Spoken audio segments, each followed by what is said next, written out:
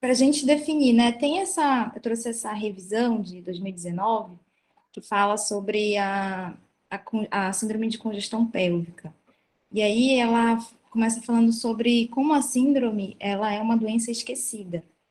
E a dor pélvica crônica, ela, como uma síndrome também, ela tem várias causas. E é normal que a mulher que tem dor pélvica, ela procure inicialmente o ginecologista para investigar essa dor. Porém, não temos somente causas ginecológicas de dor pélvica.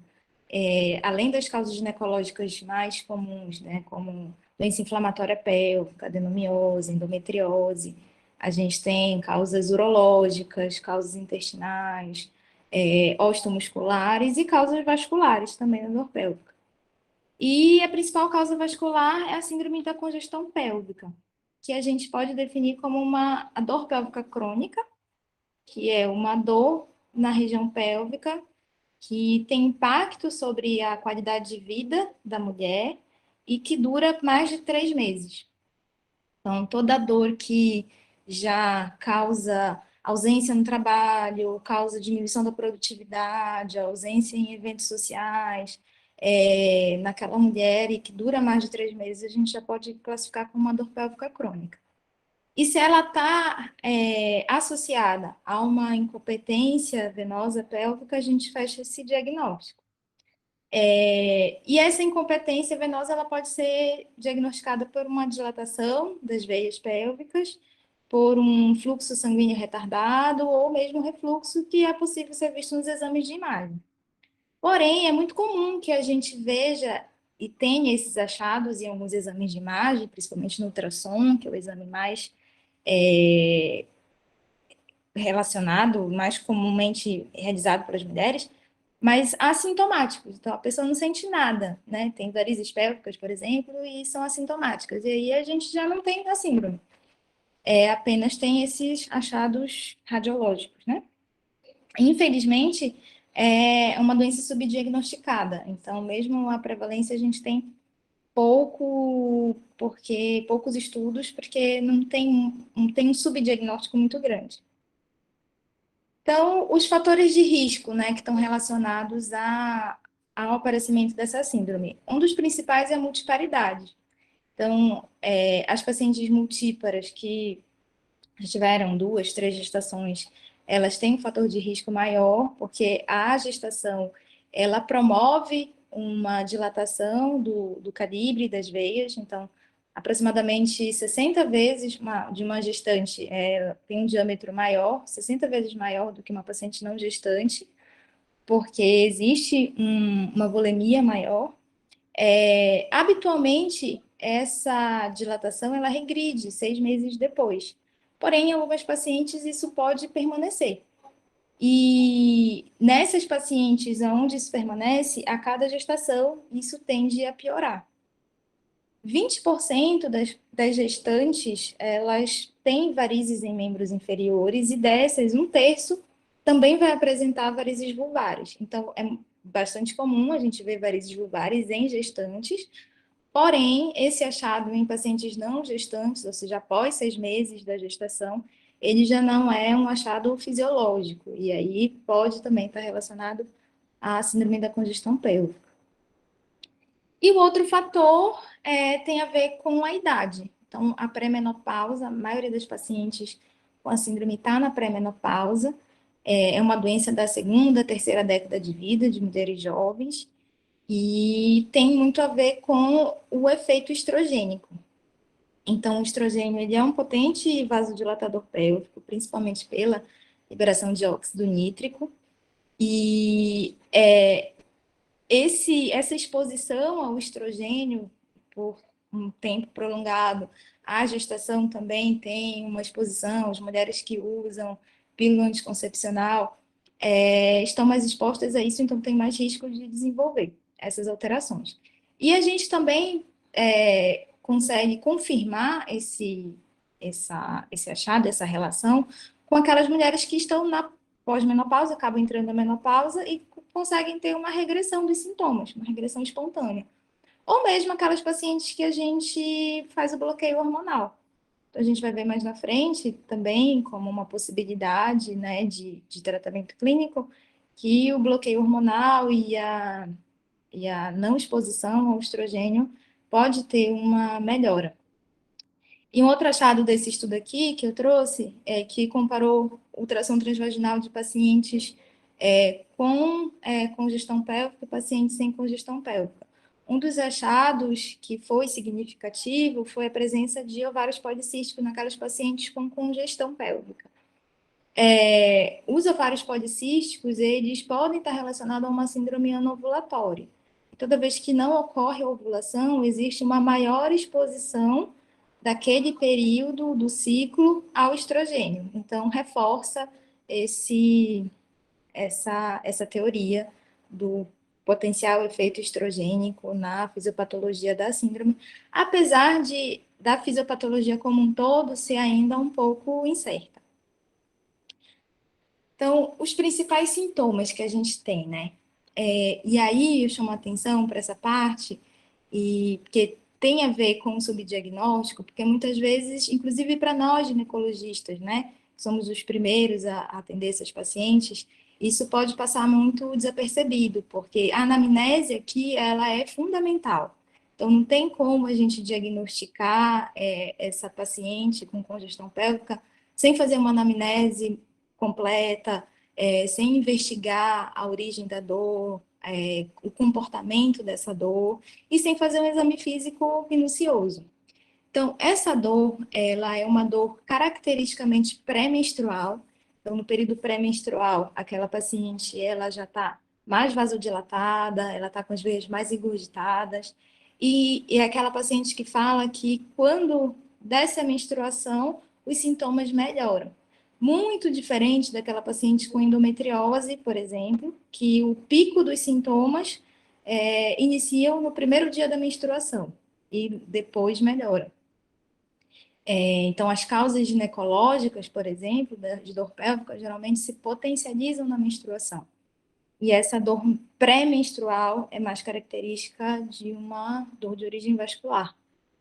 A dispareunia, que é a dor na relação sexual, mas pós-coito, também é bastante característica. Então, mais uma vez, aquelas pacientes que têm dor pélvica de outras origens, como, por exemplo, doença inflamatória pélvica, adenomiose, elas geralmente têm uma dor na profundidade ou na penetração. Na penetração, se for uma síndrome miofacial, por exemplo, ela vai ter dor na musculatura da vagina, ou na endometriose, com uma dor, né, na profundidade.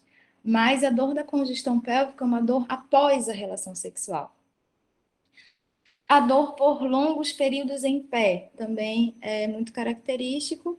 Então, é uma dor de final do dia, é uma dor que a paciente acorda bem e vai e chega em casa com dor, depois de um dia de trabalho, é uma dor em peso, é uma dor maçante, como dizem alguns relatos. No exame físico, é característico as varizes vulvares, aqui tem uma imagem, né, de varizes já bem expressiva, nem sempre é assim, mas no exame físico é muito importante pesquisar isso, como eu falei anteriormente, na gestação e até 6 meses após a gestação. É comum a gente encontrar, mas depois desse período precisa ter o alerta. E a urgência miccional também pode ocorrer, principalmente porque essa dilatação venosa, ela pode fazer uma compressão nervosa na musculatura da bexiga e pode levar a uma hiperatividade do detrusor.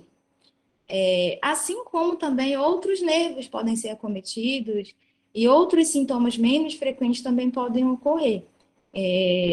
Dor lombar, dor perineal, dependendo do nervo que for comprimido. Um dos principais, então, sintomas tem a ver com, no exame físico, a gente ter dor, a palpação da região anexial. Então, isso a gente consegue perceber no exame bimanual, no toque vaginal bimanual. Então, quando a gente palpa aquele anexo, é um anexo doloroso, associada à dor pós-coito. Nesse artigo, ele fala que essa associação desses dois achados dá 94% de sensibilidade e 77% de especificidade no diagnóstico da síndrome de congestão pélvica. Então, mais uma vez, a anamnese e o exame físico, eles vão ser determinantes para a gente chegar nesse diagnóstico. Um outro aspecto muito importante, que na verdade tem a ver com todas as pacientes que têm dor pélvica crônica, tem a ver com um componente psicológico, de ansiedade, depressão, está muito relacionado, principalmente quando essa paciente não tem um diagnóstico, não chega num diagnóstico da sua dor. Então, é aquela paciente que vai rodando de médico em médico, e dizem que a dor é psicológica, faz uma ultrassom, não tem nada, não tem mioma, não tem endometriose, e ela permanece com aquela dor, permanece atrapalhando a produtividade dela no trabalho, a qualidade de vida. E a gente sabe que a dor crônica, ela causa uma sensibilidade no sistema nervoso central. Então, essa paciente já começa a hipersensibilizar o sistema nervoso central e é bem mais difícil, mesmo depois de tratada aquela dor física, aquele problema que está, aquela compressão, aquela congestão, é uma paciente que precisa de acompanhamento psicológico multidisciplinar para uma melhora completa da dor. E aí, além, assim, eu falei agora da síndrome de congestão pélvica, né? Outras síndromes que não estão relacionadas a uma insuficiência venosa, em si, uma compressão, mas que dão sintomas muito parecidos, eu vou abordar rapidamente aqui. Uma delas é a síndrome de Nutcracker, que é uma compressão da veia renal esquerda pela mesentérica superior. Então, nessa imagem aqui, primeira, vocês podem ver normal, né? Que a veia passando bem, sem compressão, depois a veia completamente colabada, né? Pela pressão da mesentérica superior. E aí, o que acontece? A gonadal esquerda, a veia ovariana esquerda, ela drena normalmente para renal esquerda, e com essa compressão vai ocorrer uma dilatação de toda essa veia ovariana, vai haver um refluxo, e esse fluxo sanguíneo vai tentar ir contralateralmente, né, para o outro lado, para drenar para o outro lado.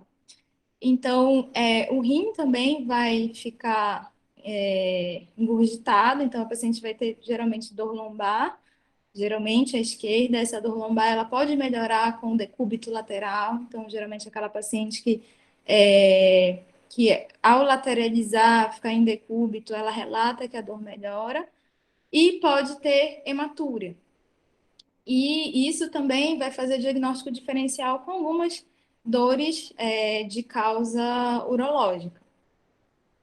A outra é a síndrome de Cockett-May-Turner, que já é uma compressão um pouco mais baixa, já é uma compressão da veia ilíaca comum esquerda pela artéria ilíaca comum direita. Então, aqui também vocês veem a veia completamente colabada no disco vertebral.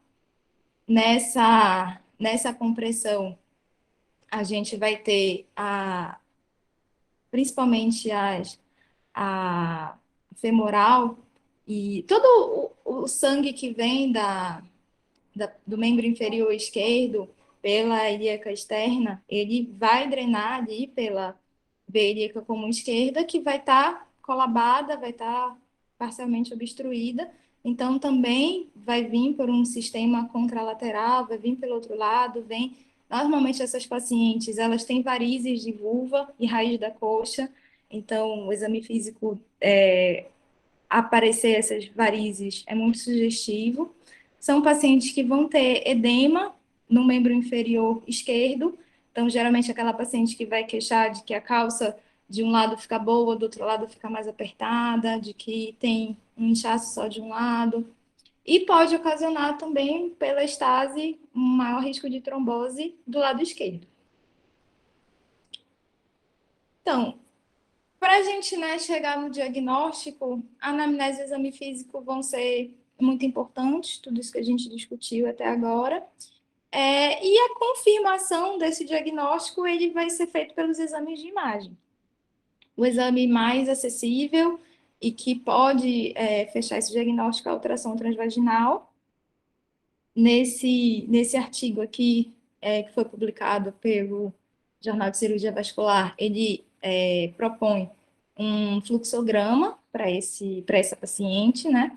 Então, a paciente que tem sintomas e tem um exame físico positivo, ela é encaminhada para ultrassom. Se no ultrassom não fizer o diagnóstico, aí sim pode ser lançado mão de tomografia ou ressonância, que são exames que têm um custo maior, mas que podem mostrar essas compressões, por exemplo, que a gente viu, que na ultrassom a gente, acho que, né, vocês vão falar melhor do que eu, mas acho que vai ser mais difícil a gente ver. Geralmente na ultrassom a gente consegue ver a dilatação venosa, as varizes pélvicas, o refluxo, o fluxo mais lento, né?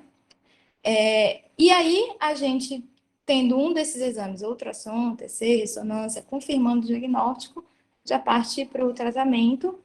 A flebografia assim, seria o melhor exame, mas é um exame mais invasivo, então deixa para um segundo momento e depois parte para o tratamento. E aí, o tratamento, né, cirúrgico, as colegas aqui vão falar melhor do que eu, né? Mas só uma opção que também é relatada na literatura, da possibilidade de um tratamento hormonal para as pacientes que têm a síndrome de congestão pélvica. Nas pacientes que têm a compressão, não vai ser possível isso, mas nas pacientes que têm essa dilatação, um fluxo mais lento, é possível um tratamento hormonal. Então, esse tratamento ele pode ser feito tanto com progestágenos. Então, o que é mais relatado é a medroxiprogesterona, mas pode ser feito com progestágeno através de implante, através do DIU, mas aqueles que têm efeito sistêmico têm um efeito melhor, né? Porque ele vai impedir essa ação estrogênica. Então, vai ter uma redução desses sintomas por conta do efeito antiestrogênico. E o análogo de NRH, que é um importante bloqueador hormonal. Então, ele atua bloqueando o eixo hipotálamo-hipófise ovariano. O efeito dele é bem mais forte, só que por conta disso também, ele pode causar osteopenia, osteoporose e outros efeitos do hipoestrogenismo mais graves, a gente recomenda o uso por no máximo 6 meses dele. Geralmente, quando a gente usa ele para endometriose, por exemplo, a gente faz uma terapia ADBEC, que a gente chama, que a gente dá estrogênio junto, exatamente para evitar esses outros problemas. Nesse caso aqui, já seria um pouco mais difícil, mas está relatado na literatura também a possibilidade do uso do GNRH. E a psicoterapia, ela precisa ser adjuvante em todas as possibilidades de tratamento, né? Porque essa paciente, geralmente, é essa paciente que já fez sensibilização da dor, que já vem de longos anos sem um diagnóstico e que, às vezes, é resistente a essa possibilidade de tratamento com psicoterapia, mas que ajuda bastante na remissão da dor. É isso. Obrigada.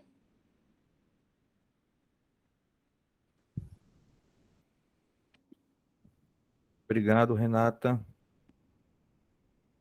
Nós deixaremos os comentários, considerações, eventuais questões, Renata, para o final, tá bom?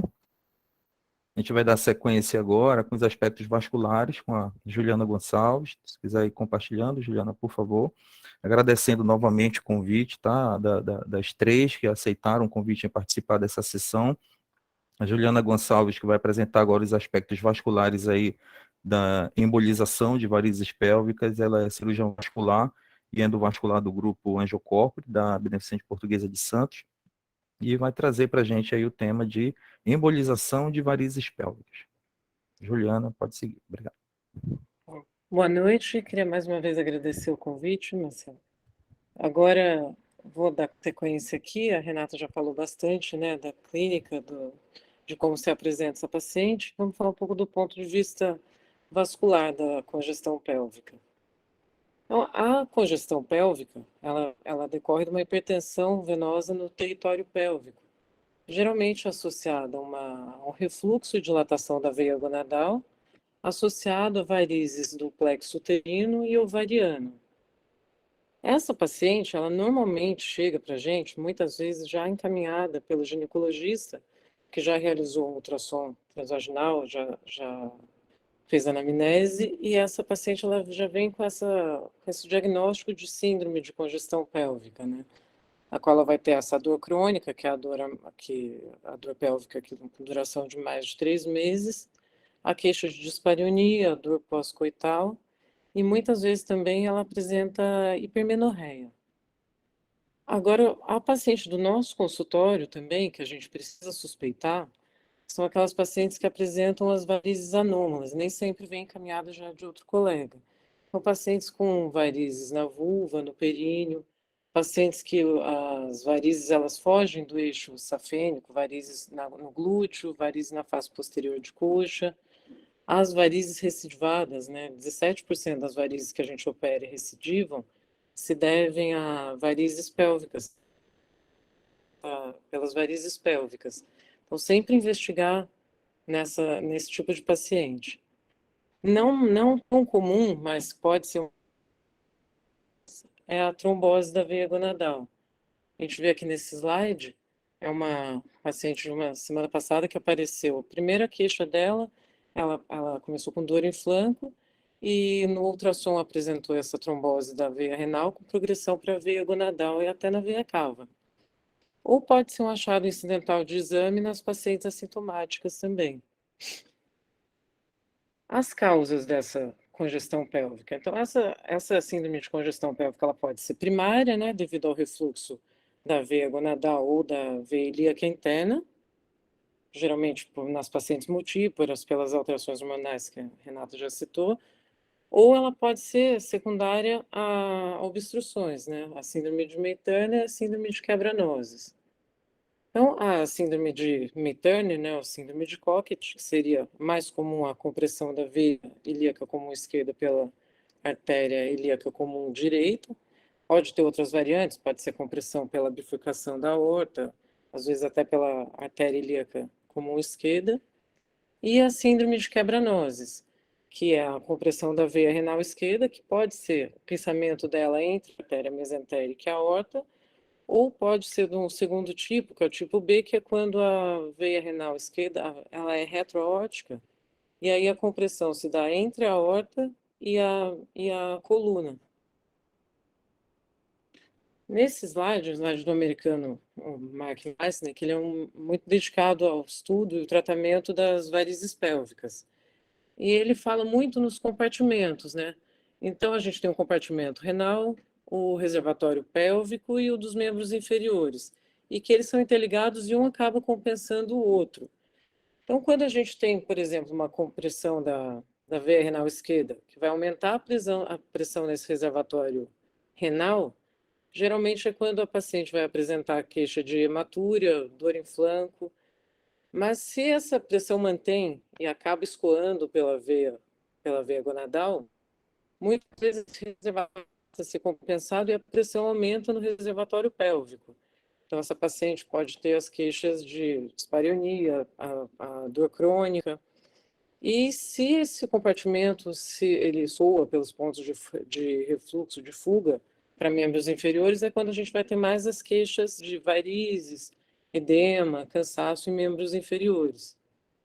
Então, é bom a gente sempre pensar nessa interligação para não voltar o tratamento tanto para o sintoma, mas procurar a causa desse refluxo, né? E aí a gente vai para os exames diagnósticos, né? Que geralmente a paciente já vem com ultrassom pélvico transvaginal, que não é muito a área do cirurgião vascular, mas é um ultrassom que a gente consegue ver bastante detalhe das veias, principalmente das varizes que são provenientes das veias ilíacas internas, que pelo ultrassom transabdominal elas não ficam tão visíveis. Num segundo exame, seria o ecodoppler transabdominal, que é muito útil para a gente ver as compressões e avaliar refluxo. Tem que ser um examinador um pouco mais experiente, mas que pode visualizar refluxo nas veias gonadais as compressões da veia ilíaca, da veia renal. E, no terceiro momento, a angiotomografia ou a angiorressonância, que são boas numa programação pré-cirúrgica, geralmente. A angiorressonância tem um papel bem importante por conseguir visualizar o que a gente vê na angiotomografia sem o uso de contraste e de radiação, né? Tendo em vista são pacientes jovens, evitar radiação para elas é sempre importante. Então, no ultrassom transvaginal, a gente vai conseguir ver essas veias pélvicas tortuosas, geralmente um diâmetro maior do que 4 milímetros, o fluxo sanguíneo lento, visualiza refluxo à valsalva e essas veias que se cruzam de um lado ao outro do útero. O ecodoppler, a gente avalia muito bem as compressões e refluxo. E para visualizar os detalhes e a programação, a angiotomografia. Então, na angiotomografia da síndrome de Cockett, né? No quebra-nozes, a gente vai ver um ângulo aortomesentérico menor do que 45 graus, o diâmetro entre a veia renal normal e a veia renal estenosada geralmente é maior do que 1,5 a relação, e o diâmetro das veias gonadais maior do que 8 milímetros. Aqui a gente consegue ver a compressão, né, no corte transversal.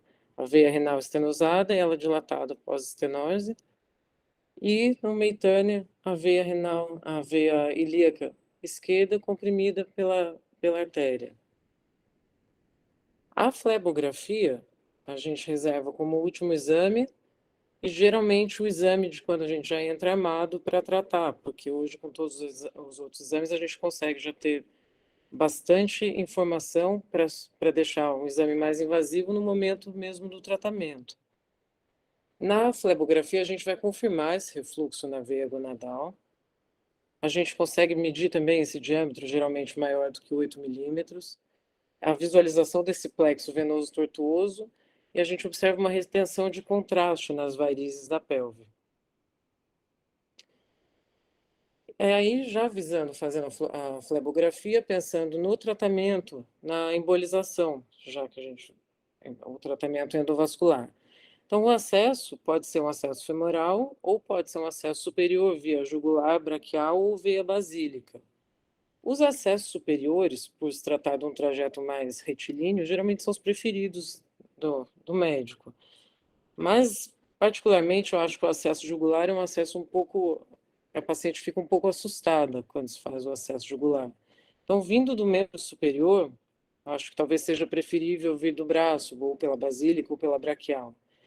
E aí, com catéter multipurpose, a gente consegue seletivar a veia renal esquerda, a gonadal esquerda, e com esse mesmo catéter, pelo ângulo que a gonadal direita faz com a veia cava, a gente também consegue fazer a seletivação dela. Quando vem do acesso femoral, geralmente precisa de um catéter com uma curva tipo cobra para a veia renal esquerda, e com ele a gente consegue seletivar a veia gonadal esquerda. Mas para fazer a seletivação da gonadal da direita, normalmente se troca por um catéter de curva reversa, que o Simons faz bem essa angulação. E a depender da programação, de como vai ser feita a embolização, você pode daí passar uma bainha longa, fazer um sistema coaxial, ou no próprio catéter, se for planejando fazer liberação de micromola, mola de liberação controlada, pode só colocar um Y e fazer pelo próprio catéter diagnóstico. Então, a gente começa pela flebografia renal esquerda, onde a gente vai observar o refluxo da veia gonadal esquerda e a dilatação. Então, faz a seletivação dessa veia gonadal, o mais distal possível, e na injeção a gente vai visualizar as varizes, o refluxo, o fluxo mais lento, a retenção de contraste, e seletivando mais distal, pode passar a fazer a embolização.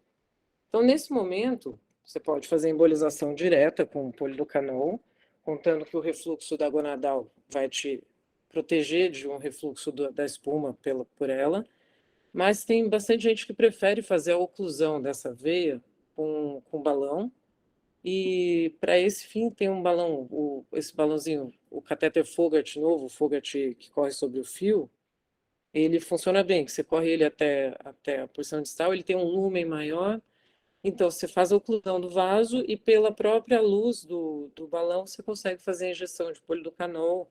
Tem gente que prefere fazer cola e tem até descrição com ônix, né? Então faz a embolização das varizes e aí vai partir para fechamento da veia gonadal, que também tem descrição de ser feito só ou com espuma ou cola. Ou tem a técnica que, particularmente a técnica que eu prefiro, que é você vai fazendo a técnica de sanduíche, né, que se fala. Coloca uma mola bem distal, e aí você retrai um pouco o seu catéter e coloca uma mola mais proximal. Volta o catéter entre elas e faz a injeção de espuma. E vai fazendo assim sucessivamente até bem próximo da veia renal esquerda, de onde a gonadal desemboca na renal esquerda. Depois disso, você faz uma flebografia para controle, para ver se não tem mais o refluxo para essa gonadal. E aí partir para seletivação da veia gonadal direita.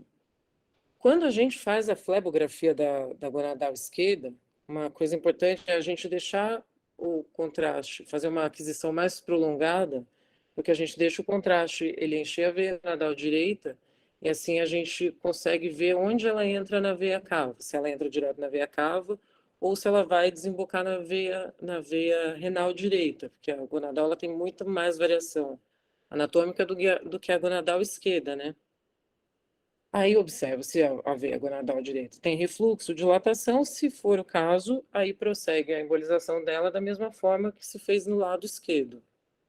E depois sempre lembrar de fazer uma flebografia das veias ilíacas internas também, porque elas podem ter varizes provenientes da veia ilíaca interna e que muitas vezes a gente foca em embolizar só as veias que vêm das gonadais, não faz uma flebografia das ilíacas internas, e essa paciente tem uma recorrência de sintoma muito precoce, porque ficaram essas varizes sem tratar.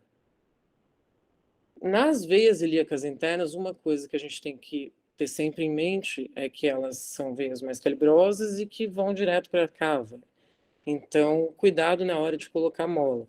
Se colocar mola, é mais seguro nesse caso fazer oclusão com balão para impedir o fluxo e deixar a mola mais fixa, ou, se possível, evitar a mola nessas varizes e fazer só essa embolização direto com polidocanol mesmo.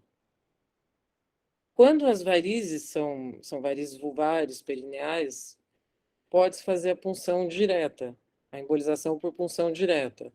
Nesse caso, para calcular a quantidade de polidocanol, tem uma técnica que você faz a punção, faz uma escopia, injeta a quantidade de contraste e calcula mais ou menos a quantidade de contraste que você injetou para ter aquisição ao contraste de todas essas varizes, vai ser a média da quantidade de polidocanol que você vai injetar para fazer essa embolização.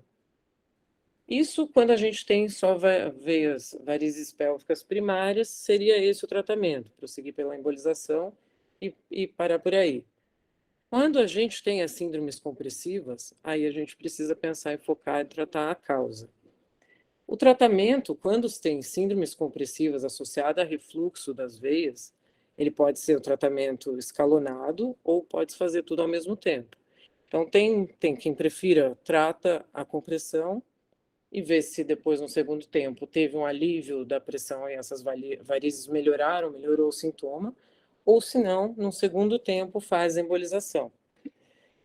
Tem descrição de fazer a embolização e ver se melhora para depois tratar a compressão, mas, sim, particularmente, eu acho que não faz muito sentido. Se a causa do refluxo é o compressivo, você tratar primeiro a consequência, que seriam as varizes, e depois ver se vai colocar um stent. Por mais que a gente queira evitar stent nessas pacientes que muitas vezes são jovens, acho que não faz muito sentido você deixar a compressão ali. Tem alguns relatos de que se fez a embolização da gonadal esquerda e não tratou o quebra-nozes, e essa paciente que estava com o reservatório renal compensado desenvolveu depois dor hematúria e teve que ser tratada com urgência.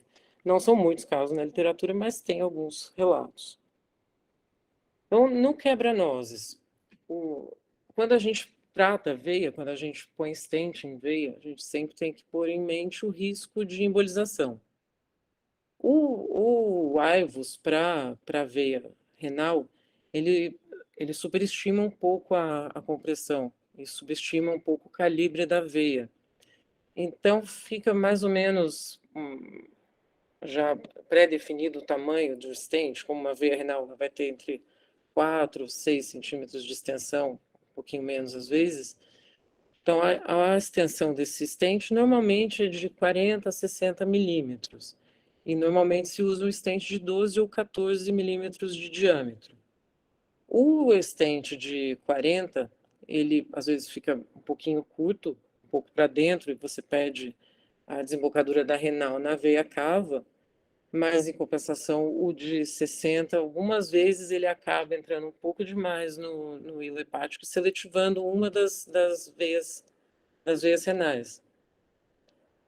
No Meitânia, no quebra-nós, no Cocket, a gente já tem mais stents venosos dedicados para o tratamento da região, que são stents com uma força radial mais apropriada, uma extensão mais apropriada, e sempre lembrar também na possibilidade de migração. Então, fazer um oversize maior e um stent mais longo também. Lembrando que o stent mais longo a gente previne o risco, diminui o risco, né, de embolização, mas quanto mais longo, mais risco a paciente tem de ter dor lombar no pós-operatório.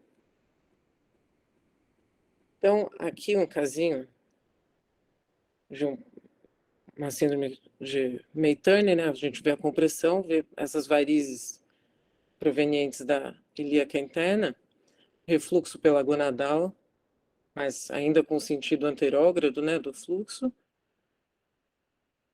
e o desaparecimento total dessa circulação colateral depois que se trata a compressão. E aí eu vou colocar um casinho aqui que a gente fez recentemente, uma paciente de 38 anos, com uma história de 4 gestações, que ela vinha com dor embaixo do ventre, mais dispareunia, e ela veio encaminhada do colega ginecologista depois de realizar um ultrassom com transvaginal que apresentava as varizes pélvicas. Ela fez um ecodoppler que mostrava a compressão extrínseca da veia renal esquerda e uma veia gonadal esquerda ectasiada e com refluxo. Na programação, a gente fez angiotomo, que mostrava a compressão mesmo da veia renal esquerda, e aí nós partimos para flebografia para o tratamento. Então, na venografia renal, a gente vê essa veia gonadal dilatada e com refluxo, descendo o catéter um pouquinho mais. Mantém essa dilatação e a gente já começa a visualizar essas varizes pélvicas com a retenção de contraste. Aí a gente desce o catéter o mais distal possível.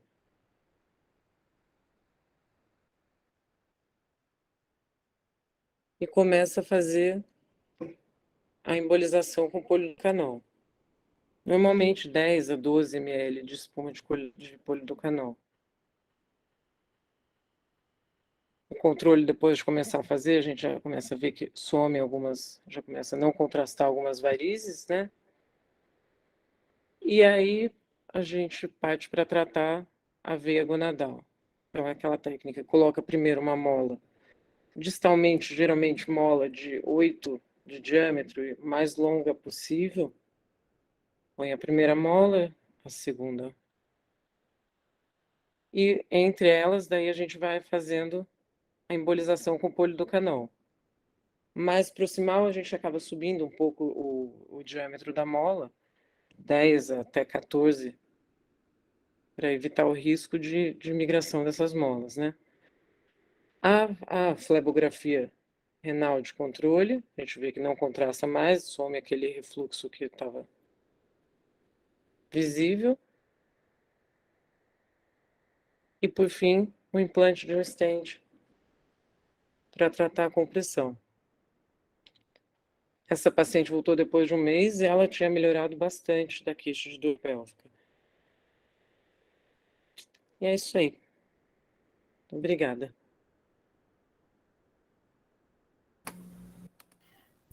Parabéns, Juliana. Apresentação excelente, assim como a doutora Renata também. Agora nós vamos abrir para a nossa convidada também de São Paulo, a doutora Débora Ortigosa, que também é cirurgiã vascular e endovascular, com títulos de especialistas nas áreas de cirurgia vascular, de endovascular e ecodoppler vascular, e ela vai moderar essa sessão, fazer os seus comentários, questionamentos, e a seguir a gente abre para os colegas que estão presentes na sessão para eventuais perguntas, questionamentos, etc. Doutora Débora, fique à vontade. Obrigada. Realmente esse assunto, né, de congestão pélvica, varizes pélvicas, é um assunto extenso, né, justamente por essas etiologias aí variadas, né, de causa de refluxo, localização. Eu achei as duas aulas muito boas. Para Renata, eu queria perguntar se ela percebe na prática dela, clínica, se os colegas GEOs têm a percepção dessas diferentes etiologias na hora que está com o paciente, da investigação. Então, ainda é uma causa de dor pélvica bastante subdiagnosticada na nossa especialidade. É muito comum a paciente chegar com uma dor pélvica, né, inespecífica, e é mais fácil diagnosticar as causas ginecológicas, né? Algumas vezes até as causas urológicas ou intestinais, mas as causas vasculares ainda são muito subdiagnosticadas. A gente teve há alguns anos um simpósio de dor pélvica nacional, aí a pandemia atrasou um pouquinho, mas nesses simpósios de dor pélvica que a gente teve da nossa Sociedade Brasileira de Endometriose, uma das principais causas que a gente via de causa de dor pélvica não ginecológica eram as causas vasculares, assim, do que a gente mais encontrava no consultório, só que mais direcionado daqueles colegas que já tratam dor pélvica, né? Mas do ginecologista geral acaba sendo bastante subdiagnosticado. E você percebe um aspecto psicológico, assim, importante dessas pacientes? Muito, muito. Então, nos artigos que eu trouxe, é muito importante essa questão do acompanhamento psicológico.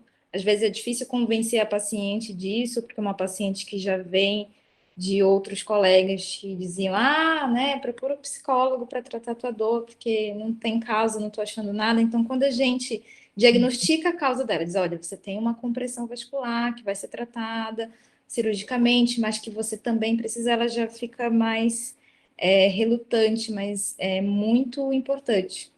Técnicas de relaxamento, de mindfulness também são descritas como as principais técnicas para dor crônica. Sim. Esse assunto, né, ainda é muito estudado mundialmente mesmo, né? E o autor que a Juliana citou, o Meiner, ele publicou um artigo no ano passado no Journal of Vascular Surgery que ele tenta categorizar a doença venosa pélvica, né, o refluxo venoso pélvico, em uma categoria semelhante ao CEAP, né, que a gente faz para as varizes, né, e em resumo foi o que a Juliana colocou sobre a anatomia do refluxo, e aí ele tenta dividir, né, entre os sintomas que a paciente apresenta, o local que essas varizes se apresentam, tanto dentro do abdômen quanto visíveis mesmo externas, né? E a fisiopatologia que causa. E ele tenta fazer essa classificação associada com a anatomia, a hemodinâmica do refluxo e essa etiologia. Então, e foi um artigo recente, né? Um artigo de maio de 2021. Então, isso é um assunto ainda que ainda é muito discutido, né? E eu achei a aula da Juliana muito boa. Eu queria perguntar se você sente que existe na prática, assim, na sua prática, se você sente que existe alguma dificuldade de tratar os pacientes provenientes de convênio, se você percebe isso. Acho que a maior dificuldade que a gente tem de tratar essas pacientes de convênio é que a embolização não faz parte do rol da ANS, né? Isso. São muitas pacientes que têm, você diagnostica e não consegue tratar. Você chega até a parte, se tiver uma síndrome compressiva, até a parte do implante de stent. A embolização não é coberta pelo plano, muitas não podem arcar com essa parte e você não tem como fazer. Às vezes, ainda tentando um código de malformação, uma vez ou outra, dependendo do auditor, passa meio desapercebido. Mas, no geral, eu acho que é a grande dificuldade que a gente tem. Sim, é muito difícil. E você tem alguma experiência, ou você já teve alguma indicação para paciente, não pela endovascular, mas pela cirurgia aberta de transposição de veia renal, por exemplo? Ou o que você... Eu não tenho experiência, ou que só de literatura mesmo, e parece, pelo que eu vi, que o resultado é bem semelhante, né, com o da endovascular. Sim. As melhoras são bem similares, mas com uma morbidade um pouco maior, né? Eu percebo que existe muita dificuldade quando a gente indica uma cirurgia aberta para algum paciente, de achar um serviço que faça essa cirurgia, né? E isso porque eu estou aqui do lado de São Paulo, né? Então, eu acho muito difícil encontrar primeiro, um vascular e algumas vezes até um urologista mesmo que faça esse tipo de cirurgia. Então, eu acho que por esse motivo também, né, que a endovascular está ganhando, assim, tanto espaço, né, no tratamento. Juliana, qual que você acha que é, assim, a maior dificuldade técnica no tratamento desses pacientes, não em relação à técnica mesmo, assim? Eu acho que é o diagnóstico, na verdade. Eu acho que o diagnóstico da síndrome compressiva e você ter certeza se você está tratando, colocando um stent. Então, tem teste de balão para ver se aquela compressão realmente é importante, porque o exame diagnóstico também, a paciente ela vai estar deitada, e aí vai aumentar a compressão. Então, tem ultrassonografista que faz com a paciente em decúbito lateral para melhorar essa compressão. Nem todos fazem. Então, eu acho que chegar no diagnóstico, se realmente você só precisa embolizar, ou se você vai colocar um stent, é algo que é mais difícil. Então, Sim. talvez por isso, muita gente prefira embolizar, por essa dúvida ainda de chegar no diagnóstico de certeza se é realmente a síndrome compressiva. Então, emboliza e observa. Uhum, sim. Bom, mas acho que de consideração, assim, que eu queria falar era isso. Acho que a gente pode abrir para pergunta do... Perfeito, Débora. A qualquer momento, se quiser também fazer qualquer outra colocação, fica à vontade, viu? Eu vou fazer também só dois bem breves comentários. Primeiro, em relação à apresentação, que foram excelentes, viu? Doutora Renata Mendes, doutora Juliana Gonçalves, excelentes apresentações, muito esclarecedoras, ricas em imagem, que não deixou dúvida sobre aquilo que foi falado. Não foi muito aprendizado, sem dúvida, tá? Uma colocação para Renata em relação ao diagnóstico que você colocou, é difícil, né? Há um período aí mínimo de 3 meses de segmento, acompanhamento dessa paciente, e tem muitos diferenciais envolvidos. Qual que é o momento que você normalmente julga, olha, essa paciente realmente eu acho que se trata de síndrome de congestão pélvica, já iniciamos terapias outras de cunho hormonal, psicoterapia, eu acho que cabe a essa paciente passar em uma avaliação vascular para talvez ter uma paciente triada para uma possível embolização. Qual que é o momento que você acha que julga que é o mais adequado para essa referência, para referenciar para uma opinião vascular? E a Juliana, um comentário a seguir, Juliana, é o seguinte: você pode ter acessos diversos, você colocou para a gente realmente, né, femoral, por jugular, acesso por braquial, eu particularmente nunca fiz pelo braço, mas pelos comentários que você colocou é bem convidativo realmente. E mesmo dentro do grupo, a gente observa que há colegas com preferências diferentes por jugular, quando a intenção de tratar bilateralmente, por femoral, quando em situações em que acha, não, vou tratar só a esquerda, vou acompanhar o outro lado. Então, como que você decide? Você tem, assim, não, minha experiência é mais femoral ou não? Nestas situações, eu prefiro realmente acesso braquial, basílica ou pela jugular. E só um outro comentário em relação àquela punção direta, esse tratamento por via baixa, aquelas varizes vulvares.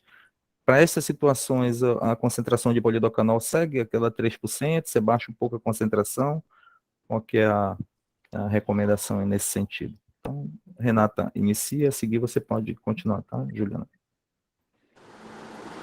Então, essa paciente geralmente já chega para a gente com esse quadro cronificado da dor. Então, já é aquela paciente que já vem com mais de 3 meses de dor.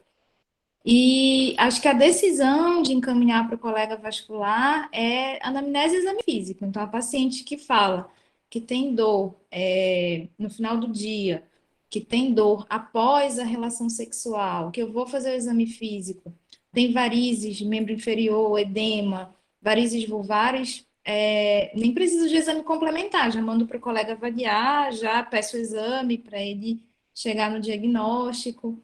Essa questão do diagnóstico também, queria até perguntar para a Juliana, porque o que acontece? Por exemplo, quando a gente vai fazer laparoscopia, pacientes que já têm um diagnóstico de varizes pélvicas, a gente vai fazer laparoscopia por outros motivos, para retirar um mioma.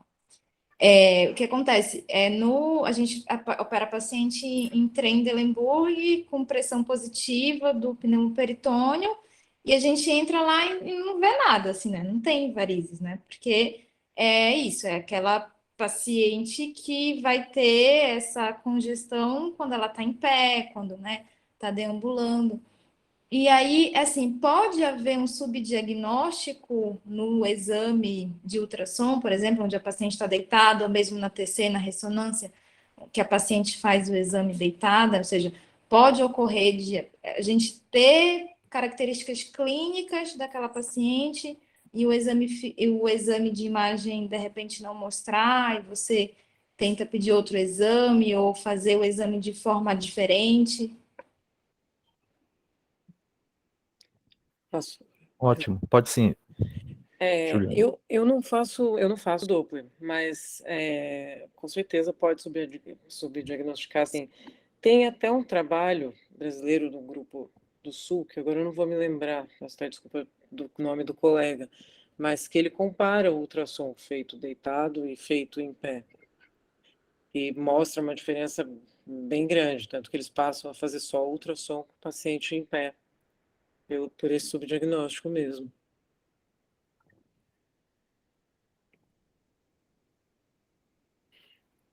Ok, Juliana, se puder responder só aqueles dois comentários. Da punção, o acesso. Isso, da punção e questão preferência e quando se trata de punção direta.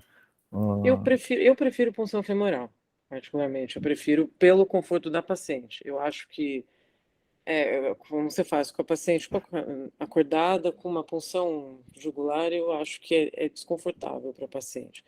O membro superior, partindo de uma basílica, uma braquial, já é um pouco mais confortável, mas daí também você não vai ter aquele acesso tão retilíneo quanto da jugular.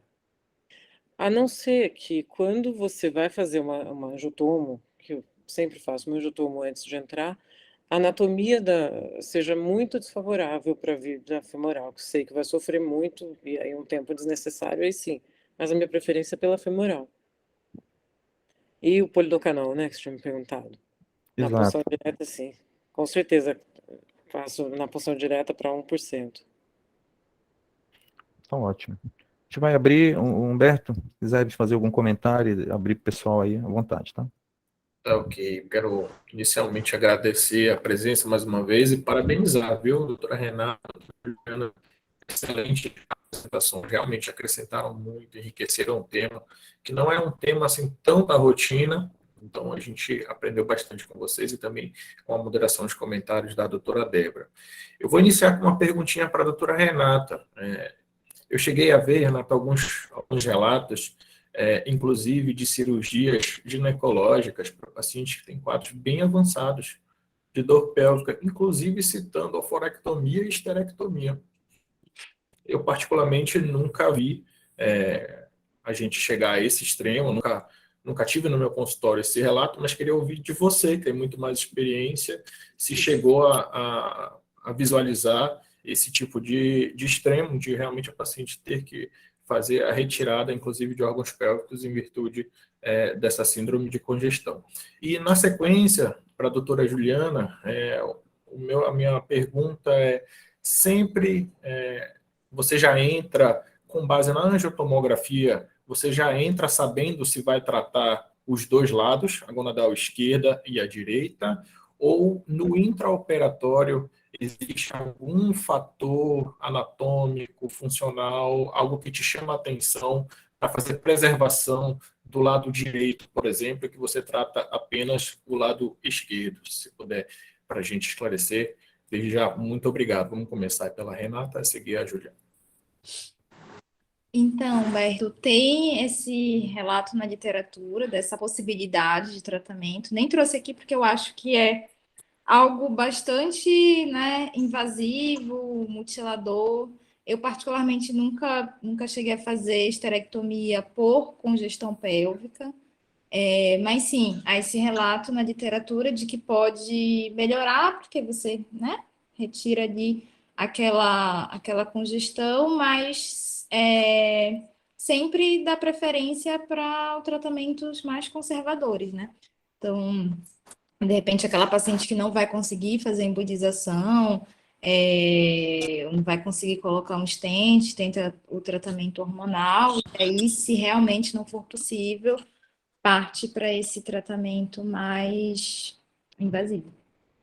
Perfeito, obrigado. Doutora Juliana. A flebografia intraoperatória com certeza muda, principalmente quando se trata só de refluxo. O refluxo, para a gente ver no ecodoppler, já é difícil na gonadal esquerda, na direita, então acho que o cara tem que ser muito bom, né? Nem só isso, é difícil mesmo. Então, no intraoperatório, você vai verificar, se não tiver o refluxo nem a dilatação da gonadal direita, vai preservar. Então, a gonadal direita é algo que se decide praticamente sempre no intraoperatório. Perfeito, muito obrigado. A gente vai abrir então, doutor Marcel, para o público, tá? A gente tem aqui vários colegas vasculares da nossa regional, a gente tem também os gigantes de cirurgia vascular e de cirurgia geral também.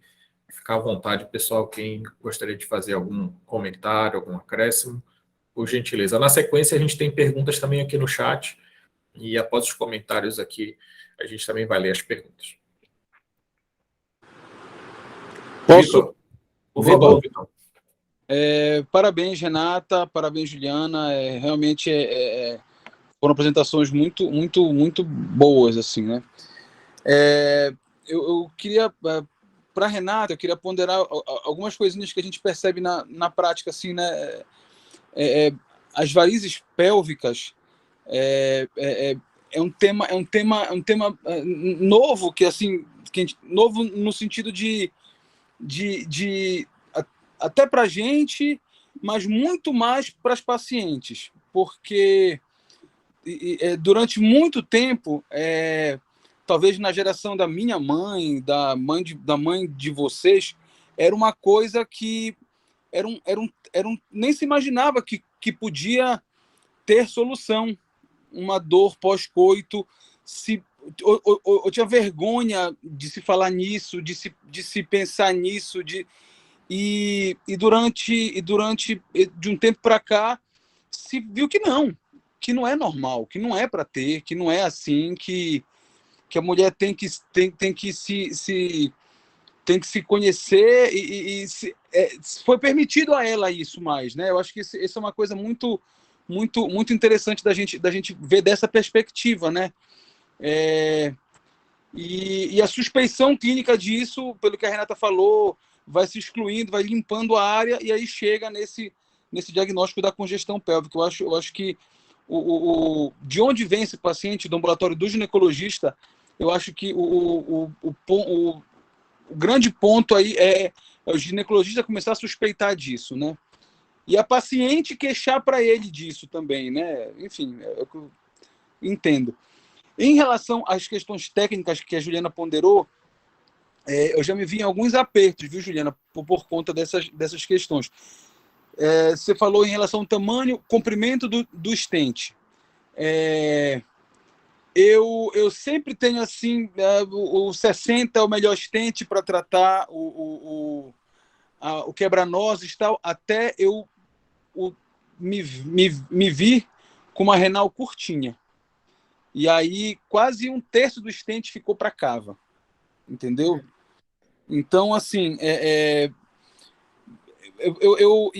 desde então eu pondero muito, sabe? Não deixou de ser uma receita de bolo. Ah, não, é 14,60. É 14,60. E aí eu vi que não é bem assim. Eu acho que um 40 em sala sempre é bom, né? Um 40 ou 60 em sala.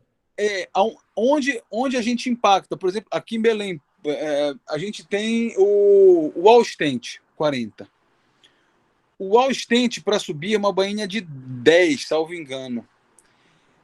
Para a bainha de 10 fazer uma curva numa renal esquerda é uma luta, sabe? O all stent já é um stent duro, uma bainha, mais que tu formates ela para ela fazer uma curva de renal, é um negócio meio sofrido. Então, assim, eu queria saber se você ou algum dos colegas também já teve essa experiência de meter um all stent 40, assim, colocar um all stent numa renal e vai dando negócio na gente, quando a gente consegue é um alívio danado. Uma outra coisa que a gente lê pouco e fala pouco são as complicações, né? Você mostrou lá aquela mola lá mas eu já tive extrusão de mola para renal. Eu fui querer fazer um negócio, aquela frase que a gente ouve desde do R1, né? Que o bom é inimigo do ótimo. E aí eu fui querer deixar a mola bem pertinho. Puta, que quando sou depois, a mola pulou. Eu falei, não. Aí lasca. Enfim, era uma paciente que eu não ia cobrir, eu não ia colocar stent na renal, apesar de ter uma compressão, mas eu fiquei com receio de não cobrir depois. E aí eu tive que cobrir, aí ficou bacana, ficou jóia e tal.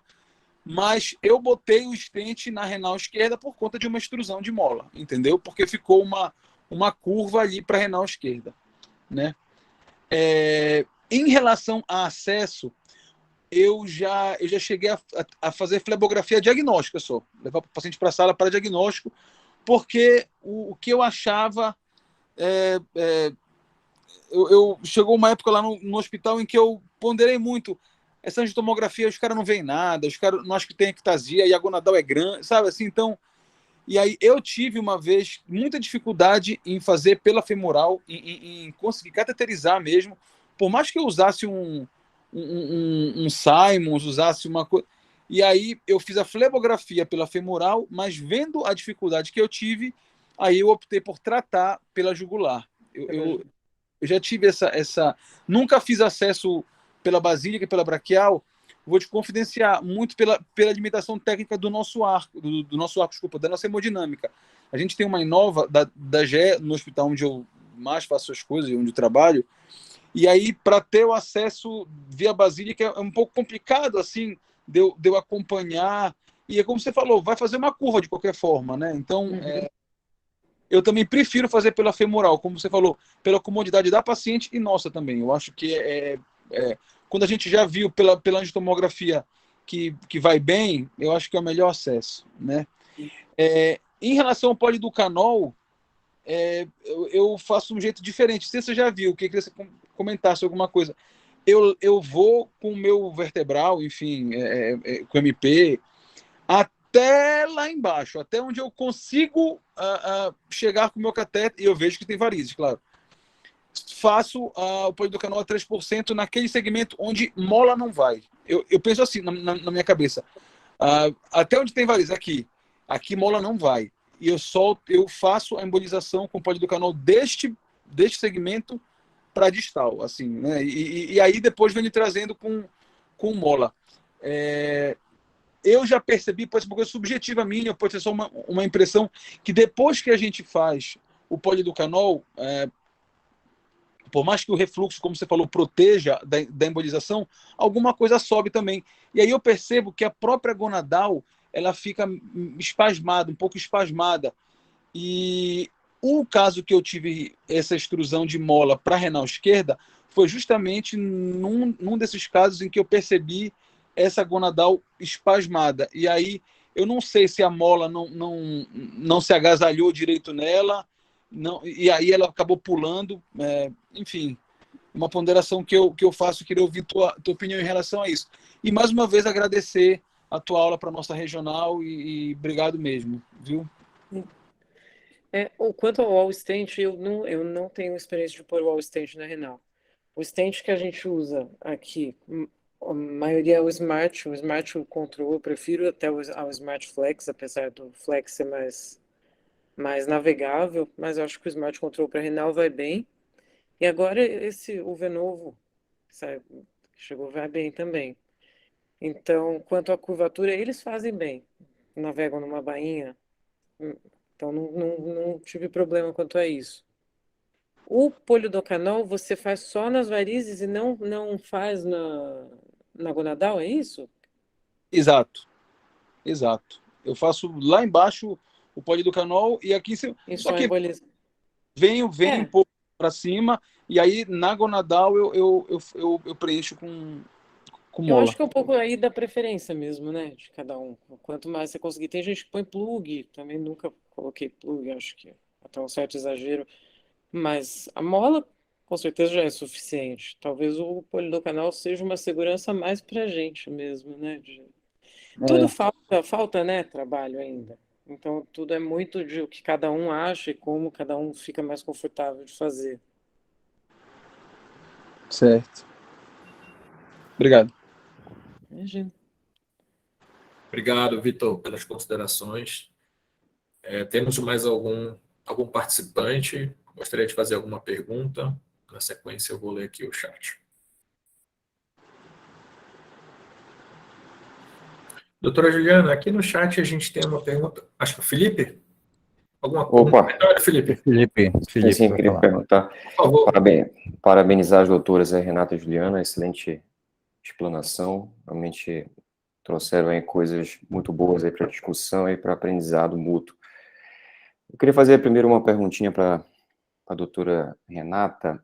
Eu já tive uma situação na verdade duas, com o ginecologista, de indicar uma embolização de varizes pélvicas, em uma situação em que havia realmente varizes até de certo ponto vultuosas ali, e havia uma indicação por miomatose uterina de uma histerectomia, e no caso seria feito aberta.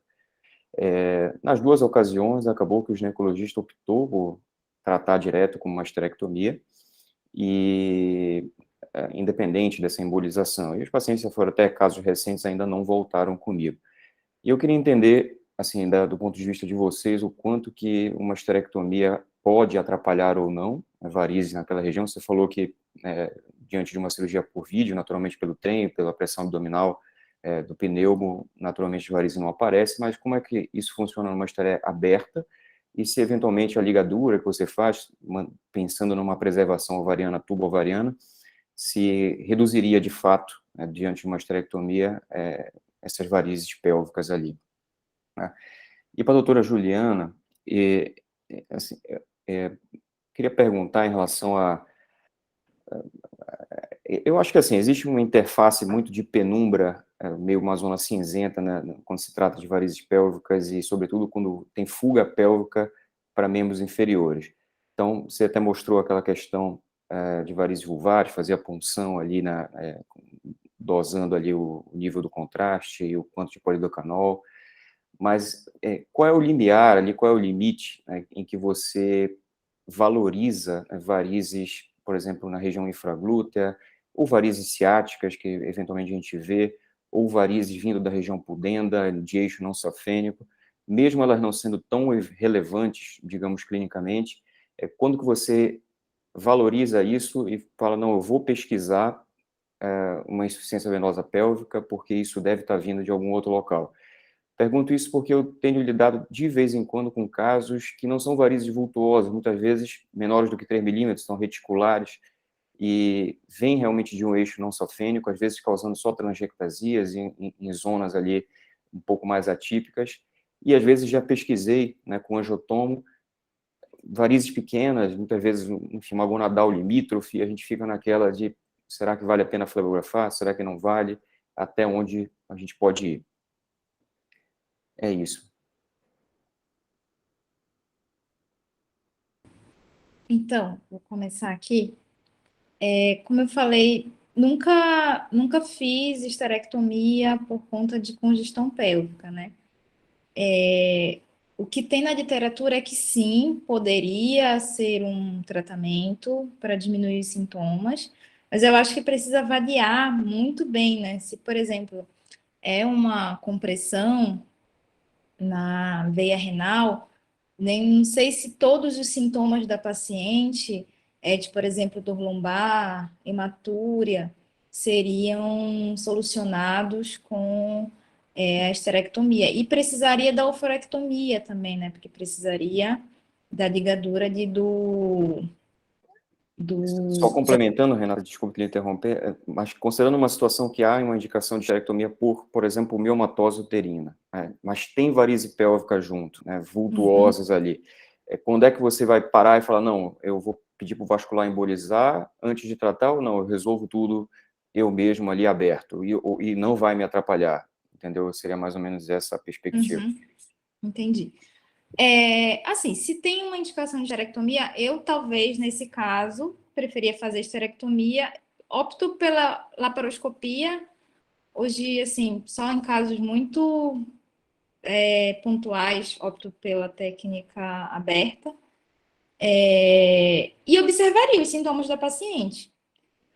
Se ela aí depois ainda tiver sintomas, aí sim, seria candidata, já que ela vai ter que se submeter realmente a um procedimento de esterectomia. Certo, obrigado.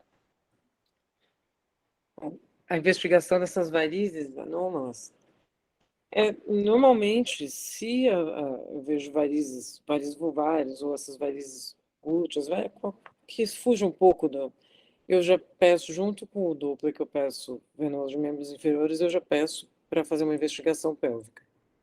E aí, o quão eu vou me aprofundar vai depender do sintoma da paciente e do achado desse Doppler. Se forem mais vazias, como você disse, mais telangiectasias e o Doppler pélvico, o Doppler abdominal tranquilo, normal, aí eu não vou submeter a paciente a um exame contrastado, um exame de imagem, com uma angiotomo, mas se no ultrassom achar a veia dilatada, suspeita de varizes, aí sim prosseguir a investigação. Mas não são em todas, né? Perfeito, obrigado. É que realmente, assim, parece que acho que tem um lag ainda na literatura e talvez na forma de investigação desse tipo de patologia que está faltando a gente encontrar melhores respostas. Eu já tive alguns casos, por exemplo, até de recidiva precoce, de telangiectasias e áreas meio atípicas, e a gente olha no Doppler, às vezes tem um emaranhado em novelo de reticulares, de varicosidade que parece vinda pudenda, ou infraglútea, ou até de ciático, mas fica se perguntando, né, da onde está vindo esse refluxo, porque, enfim, ficar fazendo esclero, né, na superfície ali certamente vai enxugar mais gelo do que tratar a causa. Então, é uma coisa que gera um pouquinho de desconforto, né, quando tem essas recidivas precoces. Às vezes eu opto por espuma, né, desses territórios, mas eu fico sempre pensando, né, sobre essa investigação um pouco mais invasiva ou não, até que ponto vale a pena. Mas acho que é isso. Obrigado, Juliana. Obrigado, Renata, também. Obrigado, Felipe, pelos comentários. No comentário do Felipe, eu até lembrei de fazer uma ponderação, vou até compartilhar com a Débora, que eu sei que ela é estudiosa do Doppler. De fato, quando a gente vai no consultório ou no laboratório de ultrassom fazer ultrassom venoso de membros inferiores, existem alguns achados, assim, fora daquele padrão que a Juliana apresentou, de varizes glúteas, varizes vulvares, Mas existem alguns achados que deixam a gente com a pulga atrás da orelha, né? Então, realmente, a gente tem, algumas vezes, encontra uma veia fina e tortuosa dentro do compartimento safênico, correndo no mesmo eixo, só que paralela à veia safena magna. E outras vezes a gente encontra um escape de refluxo pélvico na veia do nervo ciático, de fato, tá? Eu tenho ponderado bastante, Débora, nos meus laudos, nem sempre é o meu paciente, às vezes é o paciente do colega, eu tenho ponderado bastante fazer uma sugestão de investigação de escape de refluxo pélvico, principalmente nessas duas situações. Eu queria saber se na sua experiência do Doppler você também nota esses dois achados e se você chega a sugerir para o colega que solicitou o exame que ele vá à frente nessa investigação, ou você sequer cita no seu laudo que são achados indiretos ou que possam suspeitar de varizes pélvicas. Se são veias que estão dilatadas insuficientes, aí eu coloco no laudo. Eu não chego a sugerir, né, mas eu coloco no laudo. Mas eu faço muito também ultrassom das minhas pacientes, né?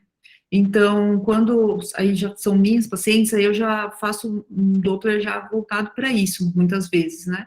E aí, se realmente no Doppler eu não consigo encontrar alguma causa disso, aí eu já complemento com a investigação das varizes mesmo, né? Eu já faço a complementação, mas eu não chego a sugerir, né? É uma ideia, agora que você falou, é realmente uma ideia. Mas eu descrevo se eu percebo que tem dilatação, insuficiência, uma rede varicosa, tudo, isso eu descrevo sim.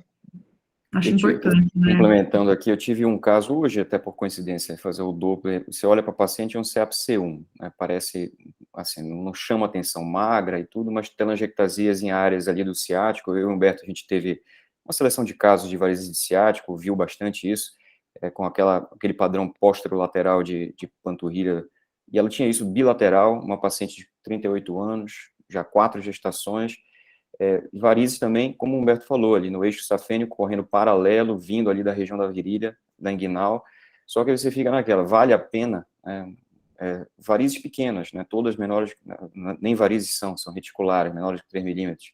Agora, vale a pena realmente investigar ali, vai mais a fundo com o exame contrastado, com uma flebografia, e era uma paciente que já vinha de escleroterapia com outros colegas no passado, 2, 3 anos atrás, e multirecidivado. Então, é um padrão meio difícil de decidir. Obrigado, Débora. Obrigado, Felipe. Pessoal, alguém mais gostaria de fazer algum comentário, alguma pergunta? Que a gente passar para o chat. Boa noite, eu queria fazer uma pergunta. Pois não. Boa noite, pessoal. Eu queria primeiro Júlio. parabenizar aí as meninas pela participação. Muito boa a participação de vocês. Eu queria perguntar para a Renata. Eu vi que você falou que quando você encontra varizes pélvicas e tudo mais, algum sinal, você encaminha para o vascular. Eu queria te perguntar como proceder no quadro reverso. Por exemplo, a gente atende um volume razoável de pacientes com varizes e a gente tem tido alguns casos justamente que a gente encontra esse padrão fora do eixo safênico de refluxo e a gente prossegue a investigação e acaba encontrando varizes pélvicas. E eu sempre tenho o hábito de perguntar para paciente se existe alguma queixa ginecológica relacionada à dor pélvica e tudo mais. Nesses casos, quando você encontra positividade para essas queixas associadas às varizes, mas no consultório do vascular, o que você recomenda? Encaminhar para o gineco, fazer algum tratamento medicamentoso, não intervencionista inicialmente, ou já prosseguir e tratar essas varizes pélvicas? Pensando principalmente no nosso lado vascular, porque a gente, quando prossegue essa investigação, uma das coisas que a gente está querendo é evitar até uma recidiva precoce no tratamento das varizes da perna. Então, qual seria a sua sugestão nesse caso? Então, eu acho que é importante a investigação da dor, né? Porque muitas vezes esses pacientes podem ter dores combinadas e outras causas combinadas que estejam influenciando. Mas eu acho que, assim, se o colega vascular percebeu, né? Fazendo ultrassom, percebeu no consultório varizes, se ele se sente confortável para fazer uma anamnese, e descobre que a paciente tem uma dor sugestiva de uma dor característica de congestão pélvica, porque, como eu falei, nem sempre os achados de imagem eles vão dar o diagnóstico da síndrome. É necessário ter o sintoma, né? Então, se você tem o sintoma, você consegue já fazer o diagnóstico tranquilo e propor o tratamento para a paciente. Acho que seria importante o acompanhamento com o ginecologista para investigar, de repente, outras causas de dor associadas. E também, caso a paciente não queira fazer o tratamento de embolização ou não possa fazer naquele momento, a gente institui uma terapia hormonal para tentar amenizar os sintomas. Obrigado. Eu queria fazer uma pergunta para a Juliana também. Se tem algum fator, critério que te faz pesquisar diretamente refluxo nas veias ilíacas internas? Ou se você faz flebografia de rotina dessas veias quando você entra para fazer flebografia das gonadais?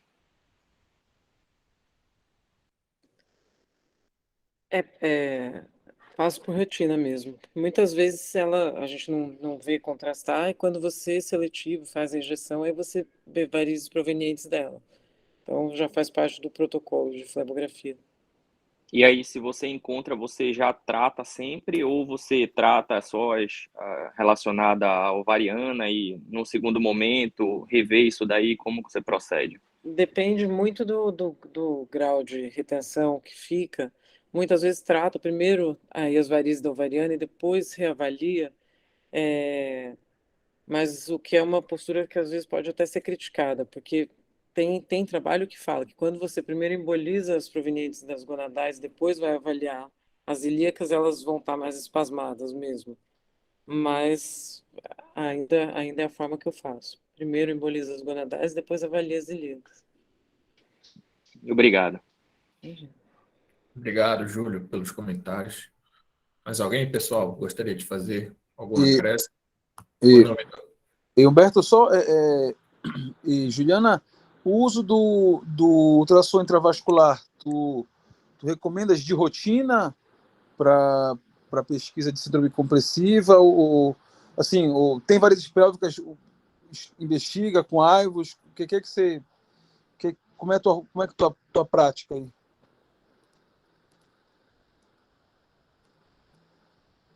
Acho que caiu a conexão dela, né? Juliana, acho que caiu a conexão. eu acho que ela travou um pouquinho.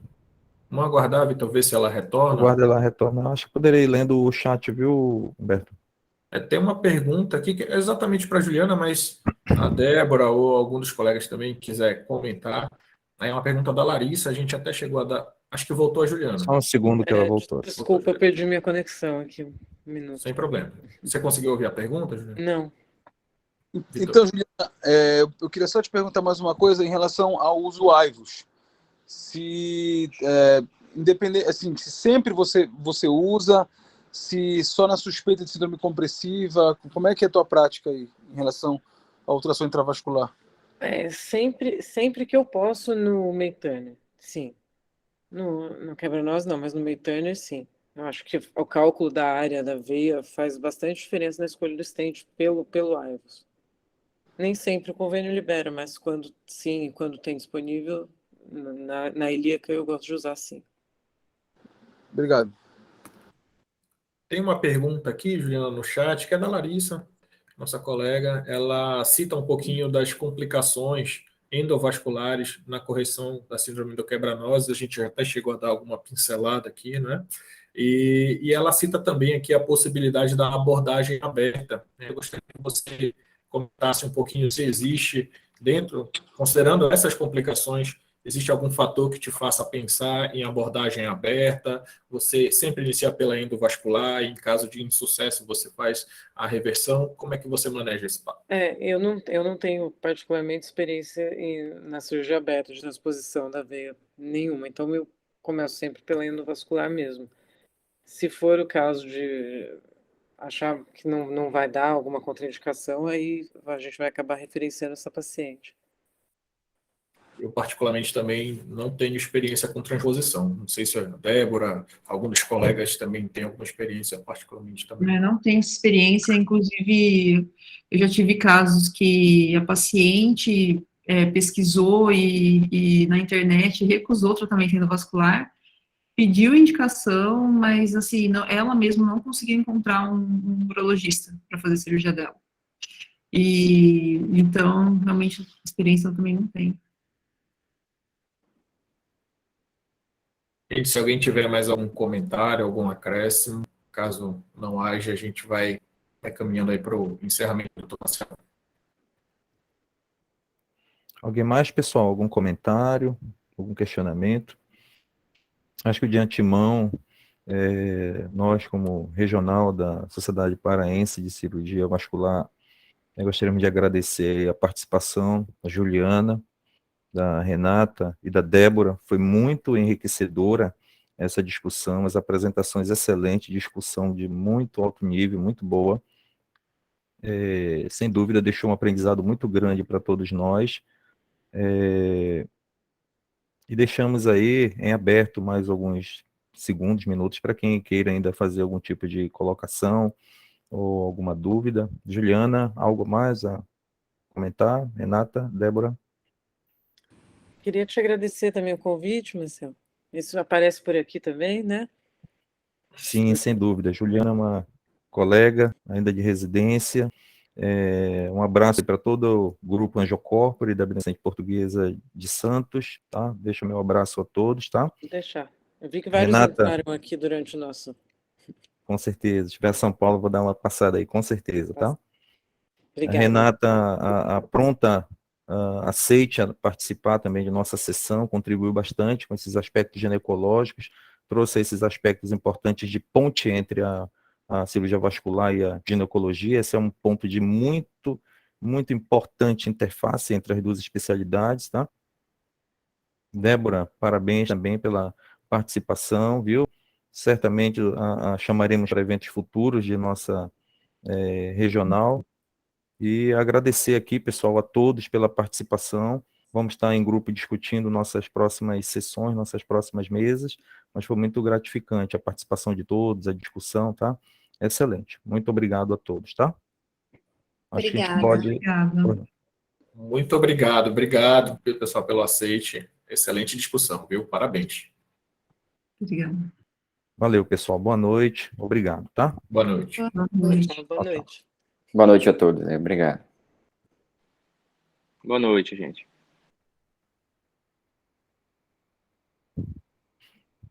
Humberto, só um segundo a gente conversar ainda. Sim.